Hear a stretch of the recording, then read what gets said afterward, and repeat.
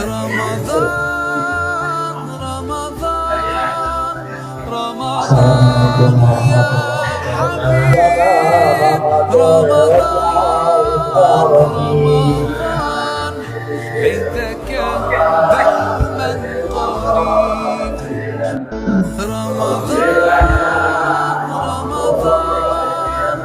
رمضان رمضان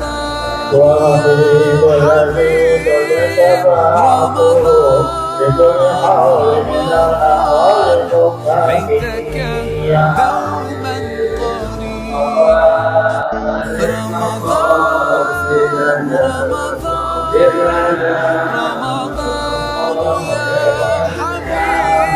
رمضان رمضان رمضان يا حبيب رمضان رمضان ليتك دوما قريب واغفر لنا الله يا صالح وسالم دائما ابدا على حبيبك خير الخلق كلهم يا رب بالمصطفى المقام سيدنا واغفر لنا يا واسع يا ربي اللهم صل وسلم وبارك عليه وعلى آله اللهم صل على محمد. Assalamualaikum warahmatullahi wabarakatuh. Alhamdulillahirabbil alamin. Wassalatu wassalamu ala asyrafil anbiya wal mursalin sayyidina Muhammadin wa ala alihi wa sahbihi ajma'in, amma ba'du.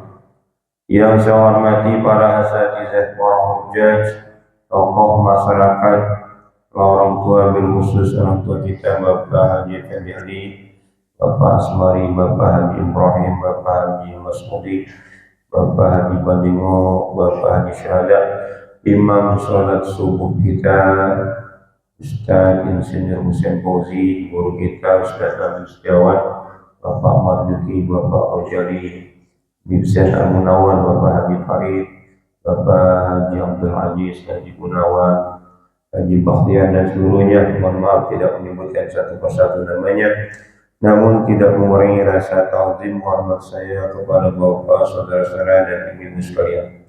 Puji syukur kepada Allah Subhanahu wa taala, bersalawat kepada Nabi Muhammad sallallahu alaihi wasallam.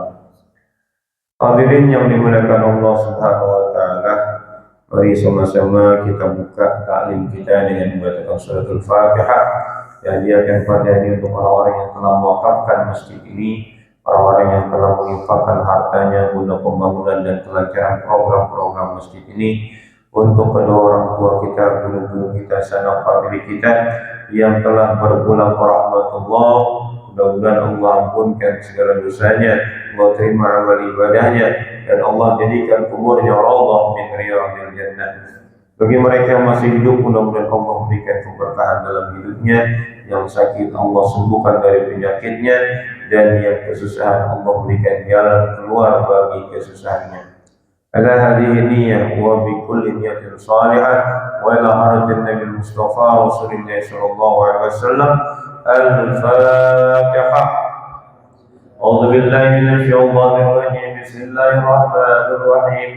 Alhamdulillahi rabbil alamin arrahmanir rahim maliki yaumiddin. Iyyaka na'budu wa iyyaka nasta'in. Ihdinas siratal mustaqim. Siratal ladzina an'amta 'alaihim ghairil maghdubi 'alaihim waladdallin. Amin.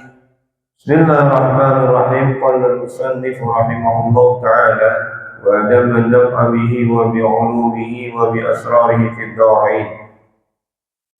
Wa ja'a wahidun minhum wa sa'ala kama sa'ala al-awwal wa tsani. Fa ajaba 'Aliyyun radhiyallahu anhu wa qala al-'ilmu afdalu min al-mal. Fa qala بأي دليل؟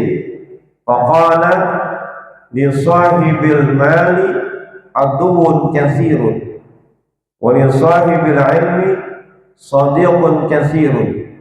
Fadhahaba bihadzal jawab wa jaa akharu faqala al-ilmu afdalu amil mal. Faqala al-ilmu afdalu. Faqala bi ayyi dalilin?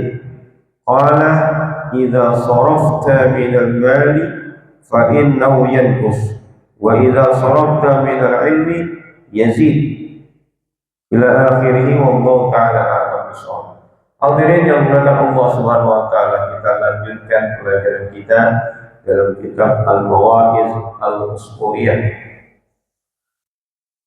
Kemarin sudah kita bahas di mana Ali bin Abi Thalib menjawab pertanyaan-pertanyaan yang diajukan kepadanya. Dua orang bertanya yang sama, jawabannya berbeda. Lalu kembalilah orang kedua laporan kepada teman-temannya, jawabannya seperti ini, yaitu ilmu lebih utama daripada harta. Alasannya adalah ilmu itu menjagamu, sementara harta kita yang jaga. Lalu diperintahkanlah salah seorang lagi, orang yang ketiga, untuk bertanya kepada Ali bin Abi Thalib dengan pertanyaan yang sama. Lebih utama mana antara ilmu atau harta? Jawaban Ali sama, yaitu lebih utama ilmu daripada harta. Hanya alasannya saja yang berbeda. Orang itu bertanya, alasannya apa? Dalilnya apa? Kemudian dijawab, li sahibil mali aduwwun katsirun wa li sahibil ilmi shadiqun katsir. Pemilik harta itu musuhnya banyak, sementara pemilik ilmu temannya banyak. Lihat saja di kehidupan kita sehari-hari, banyak orang yang punya harta itu dicemburuin sama siapa? Sama tetangganya, sama temennya, sama lawannya. Pokoknya yang punya harta, kata Ali bin Abi Thalib, musuhnya banyak. Jangankan orang lain, saudara sendiri bisa biasanya musuhin juga terhadap orang yang punya harta. Jangankan saudaranya, bisa jadi anaknya juga. Gimana caranya bapak mau cepat mati biar harta itu bisa saya miliki? Nah, kalau di film-film kan begitu, ya enggak?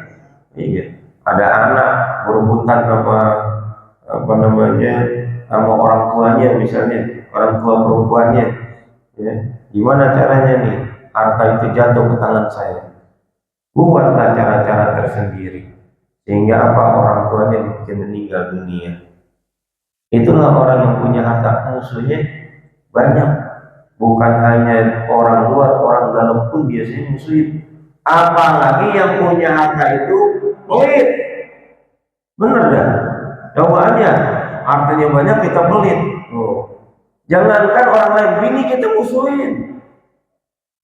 Cobaannya punya gaji misalnya 15 juta. Gaji 15 juta misalnya. Bininya dikasih 1 juta sebulan. Naruh duit di kantong, di dompet. Itu saya yakin seminggu kemudian tuh dompetnya ada yang kurang. Kenapa? Nggak 1 juta buat sebulan, mana cukup ya nggak? Apalagi mintain nuntutnya macam-macam. Yang paling mesti ada kopi. Kopinya bukan kopi kapal api, kopi gayo, ya, kualitas 1. Sarapannya mesti pakai nugget. Kemudian nanti makan siang mesti pakai daging, makan malam pakai daging. Ngasihnya berapa? 1 juta. Ya. Bininya biarin aja deh. Begitu dia meleng lagi mandi, itu dompetnya dibuka. Ya apa ya? Diambil di sini, dikit-dikit. Ya. Boleh nggak kita diambil duitnya? Oh, boleh, orang pelit jangan. Orang pelit, makanya begini jangan pelit-pelit. Gitu. Karena banyak juga orang sama keluarga pelit, sama orang baris. Ada tuh, ya, sama orang, pokoknya baris banget, tak sama keluarga, Maulid diminta ampun. Nah, ada nggak di sini nih? Nggak ada, insya Allah. Itu banyak musuhnya orang yang punya harta. Sebaliknya orang yang punya ilmu, temannya yang banyak. Kenapa temannya banyak? Karena dikasih ilmu. Ya. Lihat aja guru-guru kita itu, banyak temannya. Kayak Fauzi, kayak Fahmi, kayak Fikri, temannya banyak. Benar apa enggak? Mulai dari yang kecil sampai pejabat temannya. Karena punya apa? Punya ilmu, disukai orang. Gitu. Tapi ada juga ya, yang punya ilmu dibenci orang ada. Ya. Yang benci siapa? Ustadz juga biasanya. Gitu. Rebutan murid, ya kan? Rebutan jamaah tuh. Ya. Nah, karena itulah ilmu lebih utama daripada harta. Karena lebih utama daripada harta bukan berarti kita nggak boleh punya harta, boleh punya harta. Asalkan yang punya harta itu punya ilmu, seperti kemarin saya bilang, seperti Abu Bakar, Utsman bin Affan dan lain sebagainya.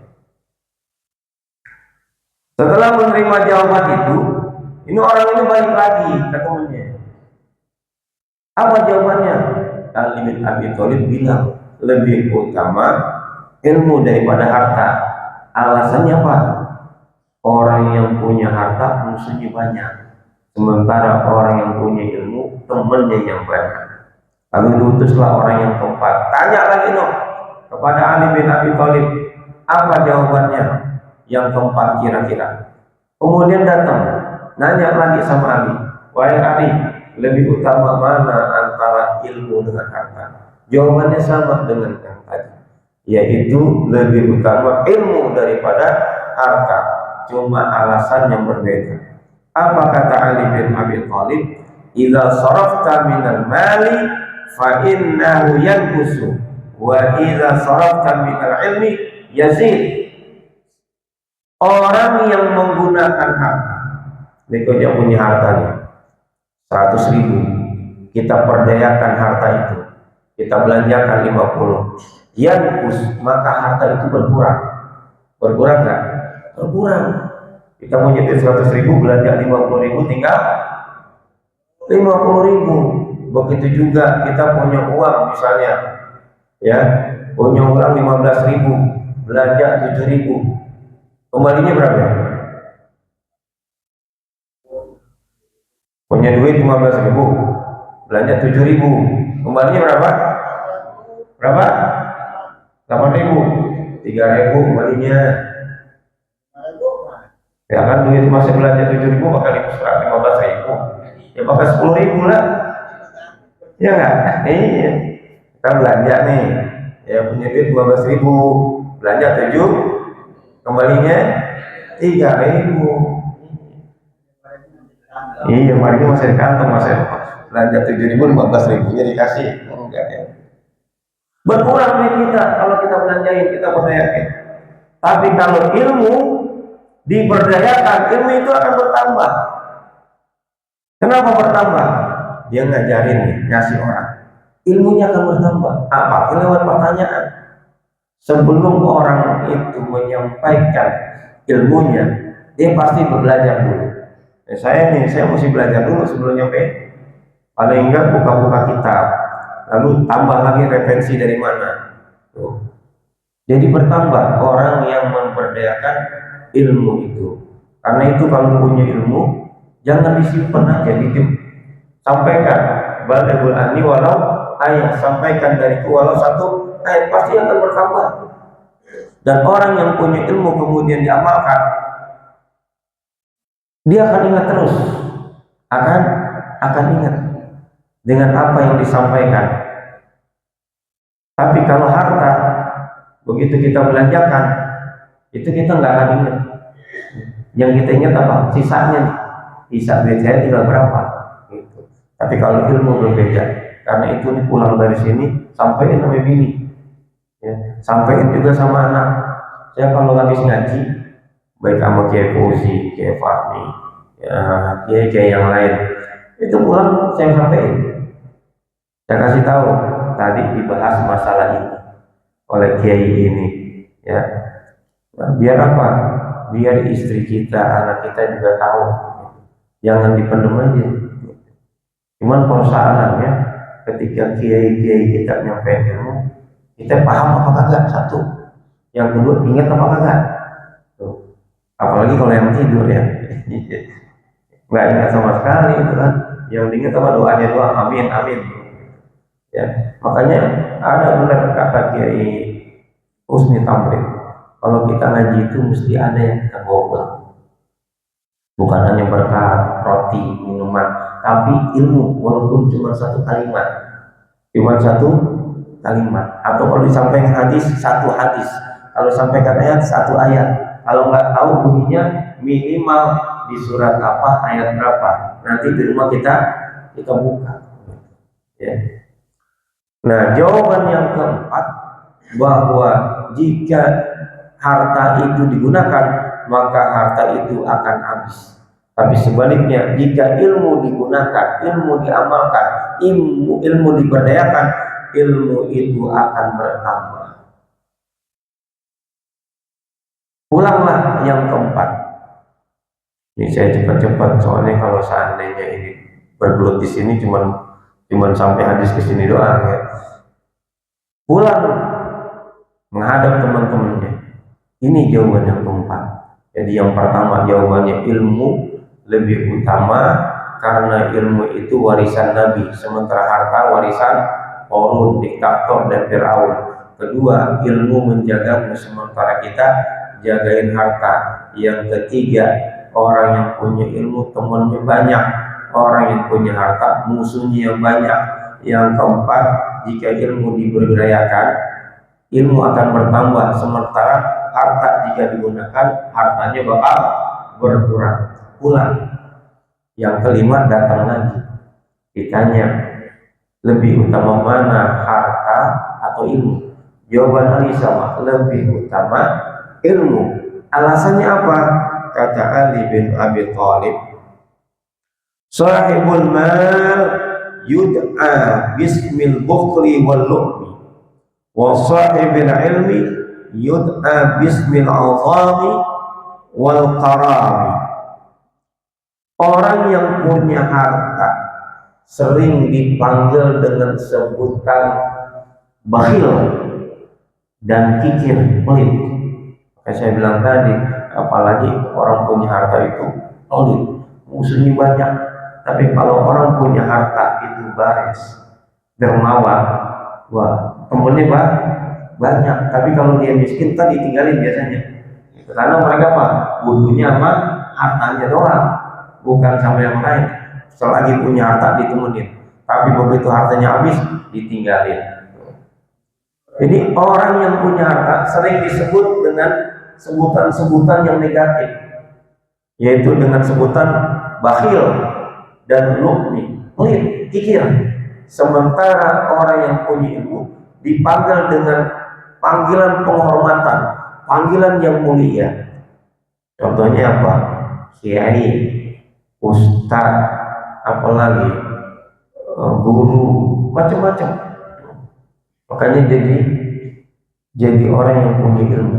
Ini saya yakin semuanya guru semua ini. Benar-benar guru kan? Guru bagi anak-anaknya, ya, guru bagi istrinya, guru bagi adiknya, guru bagi tetangganya, dan lain sebagainya. Yang jelas pokoknya kita harus punya ilmu, karena ilmu itu lebih utama daripada harta. Mudah-mudahan yang sedikit ini hari Senin, hari pertama orang masuk kerja, hari pertama orang sekolah setelah libur panjang, benar-benar ya, makanya jalanan termacet. Karena itu nggak lama-lama, biasa sampai 5:30. Besok kita lanjutkan jawaban yang ke-6. Saya ulang lagi, jawaban pertama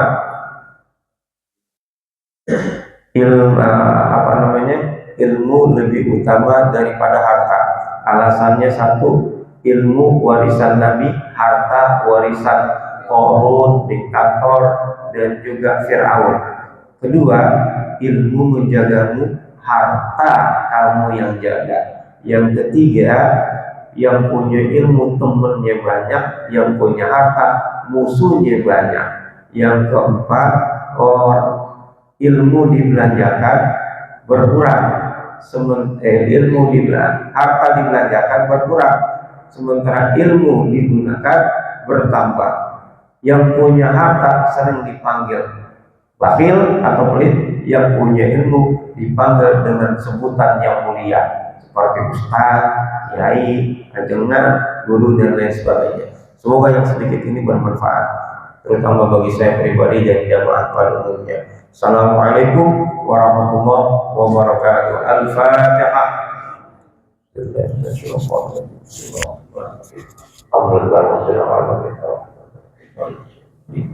Iya, karena aku iya. Astagfirullahaladzim.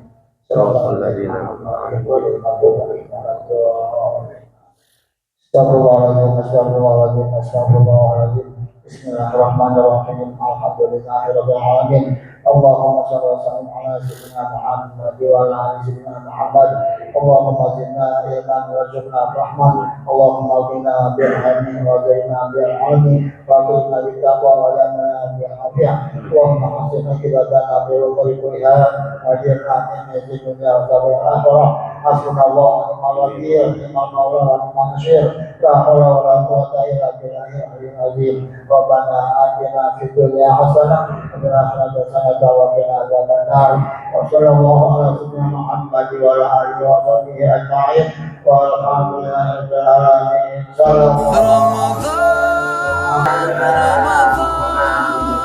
رمضان يا حبيب رمضان رمضان بيتك دوما